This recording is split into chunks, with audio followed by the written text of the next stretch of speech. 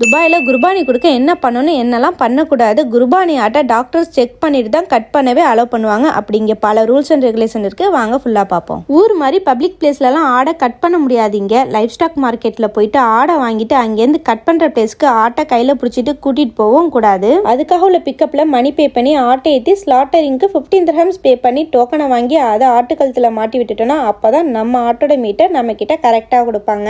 ஈது டைமில் நிறைய பேர் குர்பானி கொடுக்குறதால கூட்டம் கொஞ்சம் அதிகமாகவே இருந்துச்சு. அதனால ஆட்டோட கறி, லிவர் அண்ட் கிட்னியை தவிர வேற எந்த பார்ட்ஸுமே தரமாட்டேன்னு சொல்லிட்டாங்க. தலை, காலு, குடல், தொப்புசானு எதுவுமே கொடுக்க அலோடு இல்லை இந்த 3 நாளைக்கு. ஸோ கறியை 4 பீஸாக கொடுத்தாங்க. இவ்வளோ பெரிய சைஸில். நார்மல் டேஸில் நம்ம சொல்கிற சைஸில் பீஸ் போட்டு கேட்குற பார்ட்ஸ் எல்லாம் கொடுப்பாங்க. லங்ஸ் மட்டும் தரமாட்டாங்க. அது ஆட்டோட குவாலிட்டி டெஸ்டிங்க்கு போயிடும். இங்கே டாக்டர்ஸ் இருப்பாங்க. அவங்க ஆடை செக் பண்ணணும்னு தான் கட்டிங் பண்ணவே அலோடு. நல்ல க்ரௌட் இங்கே. பட் இருந்தாலும் நம்மளை பிடிச்ச நல்லுள்ளங்கள் இங்கே இருந்ததால வித்தின் 1 ஹவர்லேயே எங்களோட மீட்டை கொடுத்துட்டாங்க எங்களுக்கு. அப்புறம் அதை எடுத்துட்டு போய் வெளியில தனியா பே பண்ணி சின்ன சைஸ்ல கட் பண்ணி வாங்கினதெல்லாம் ஒரு பெரிய ஸ்டோரிங்க.